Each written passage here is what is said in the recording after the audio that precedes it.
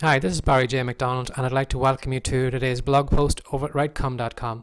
And today we had a look at 8 ways to boost your writing productivity. Now, the first way to do it is to outsource the work. You know, if you're creating book covers and maybe book descriptions, writing all that stuff out, and social media work and stuff like that, and maybe it's distracting you from what you should be doing, which is solely maybe to concentrate on your writing. You know, as I say, 1 + 1 = 2. But in the case of you working with an outsourcer, you know that it can be far, far more than just 2 people working.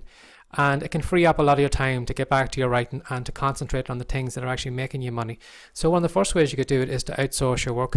Another one then is to eliminate the temptation. You know, if you're constantly distracted by alerts going off on your phone from Facebook, Twitter and things like that, and sometimes maybe you find yourself, maybe you're researching part of a book and then all of a sudden an hour's passed and you've been just aimlessly surfing around the web, you know, things like that.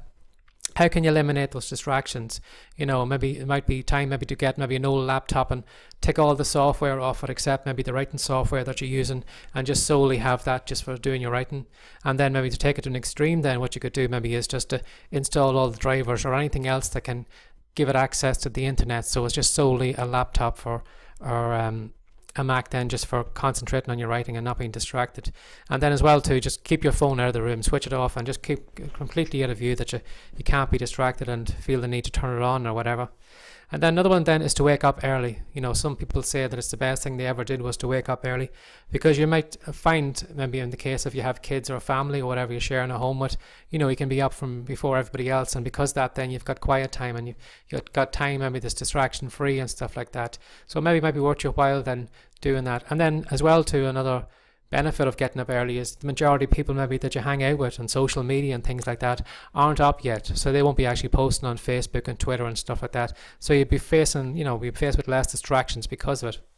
And then another way to boost productivity is to take your break seriously. You know, don't believe that you can write for hours at a time without taking a break, whether it's maybe just to break down your working time into blocks, maybe of 40 minutes, and take a 5 or 10 minute break after each 40 minutes. But take your time seriously. Don't just, you know, get up away from the laptop, change the scenery, stand outside, maybe do a little bit of exercise, walk around, and just to clear your head, you know, can make a big difference, so that when you come back to your writing after your break, then you're in a better way to do it, you know, and you're fully recharged. Another way to do it to boost productivity is to leave your work unfinished before your break.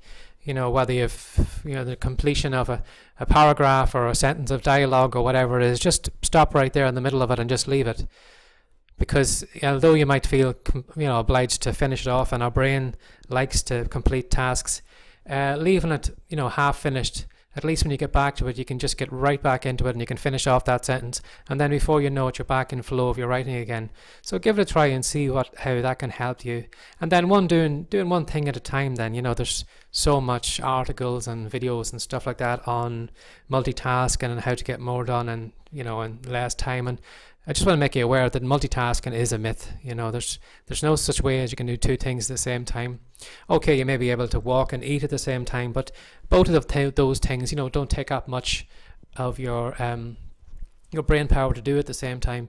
And then it's been found in research that people that multitask actually take longer to do things, because when your brain is constantly changing from one item over to another, it takes a while before it gets up to full capacity to work back on that task again.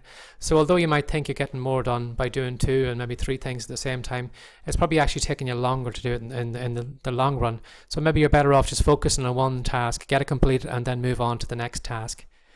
And then another one then, even though Brian Tracy might say maybe to, you know, eat the frog and do the worst things first to get them out of the way, if you find that hard, maybe it's time maybe to go the opposite way and do a fun task first. Just even a simple task, just to get your mind up and working, and, you know, before you know it, then once you're getting into the swing of things, then might be time to move on to the harder tasks. But just a word of warning then, that you don't actually, you know, just do all the fun tasks and, you know, don't do the difficult tasks, because it's probably the difficult tasks that are going to bring you the most money and probably they're being the most productive to you. But if you find it hard to get going, maybe it could be a way just to beat procrastination and just to get your foot in the door and get working. And then another one then is to find out your most productive time. You know, some people are more productive at night, sometime in the mornings. It depends, you know, we're all different. Some people are night owls, some people, you know, are early risers. So have a look and see when is the times that you are most productive. You know, when's been the highest word count, when have you felt the best doing your writing, and maybe even just create a simple wee diary and just take note of day by day how you're feeling, and what days you've been writing best on, what times, and all those things, and then work out then when are the best and most productive times for you, and then just use those times solely for your writing, because there's nothing worse than slugging it away trying to make yourself do good writing when it's just not there. So find out the best times then that your writing comes easily to you, and then stick to those times then in the future. So that has been today's blog post over at writecom.com. My name's been Barry J. McDonald, and before I go, I just want to make you aware of the free report we're giving away at the moment, which is going to show you 10 ways to make money from writing. So if you'd like to know more about that free report, or just come on over to our blog, it's at writecom.com. Take care. Bye-bye.